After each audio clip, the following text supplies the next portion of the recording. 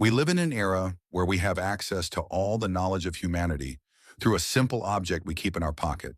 We can see real-time images from Mars, talk to someone on the other side of the world in milliseconds, and we've decoded the genetic code. And yet in this ocean of certainty, part of humanity has decided to swim against the current.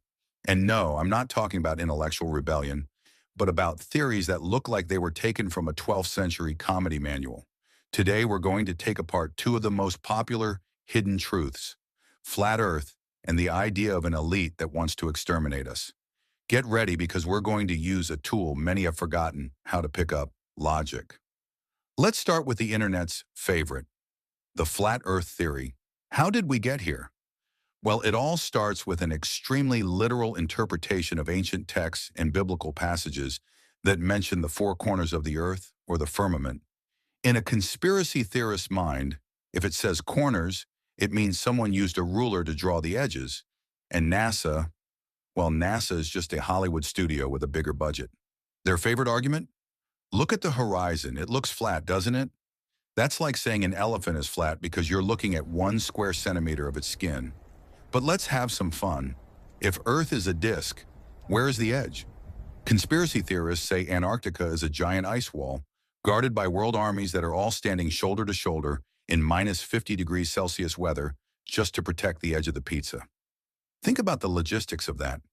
Millions of soldiers from all countries, countries that otherwise hate each other, standing together in the freezing cold just to guard the edge of the world?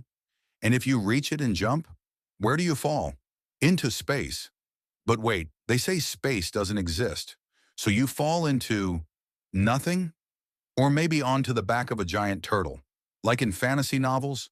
We don't need satellites to prove Earth is round. Sailors knew this 2,000 years ago. When a ship sails away, it doesn't just get smaller until it disappears as a dot. No, it seems to sink below the horizon. First the hull disappears, then the top of the mass. Why? Because the Earth curves underneath it. And let's talk about lunar eclipses. The shadow Earth casts on the moon is always circular.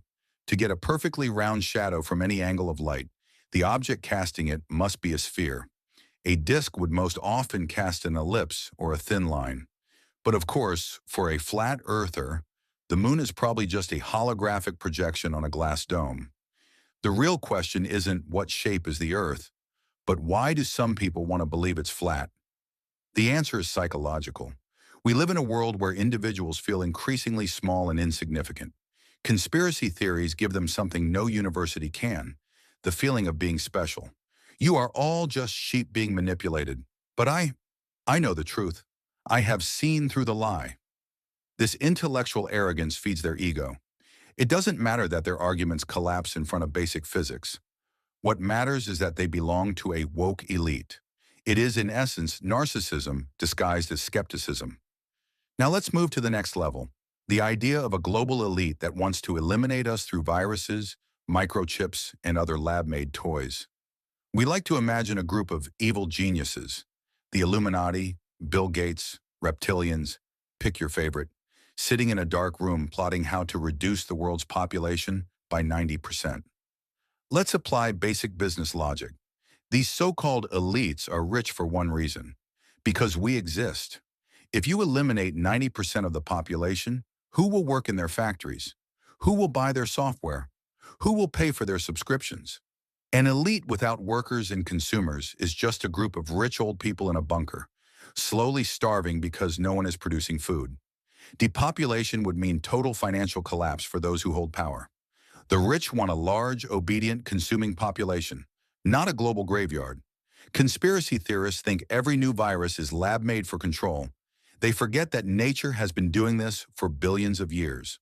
The Black Death wiped out half of Europe when there were no microscopes, no 5G, no Bill Gates. The Spanish flu killed around 50 million people in 1918. Viruses are natural biological mechanisms that constantly evolve and mutate. Believing we need an elite to create viruses is like believing we need a switch to make rainfall. Why do people believe this? Again, fear. It's far more terrifying to accept that the world is chaotic, that a virus can emerge out of nowhere from a market and shut down the entire planet, than to believe someone, somewhere, is in control. The human brain prefers a tyrant with a plan, even a bad one, over the idea that no one is in control. Conspiracy gives us the illusion of order in a chaotic universe. Being skeptical is a good thing.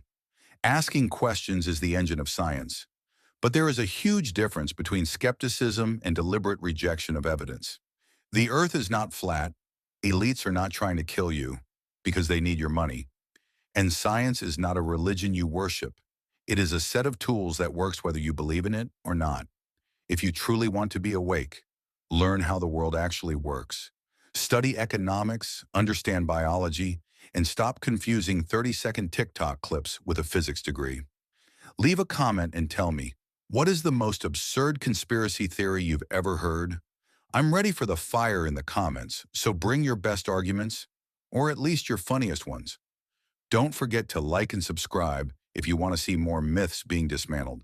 See you in that non-existent space in the next video.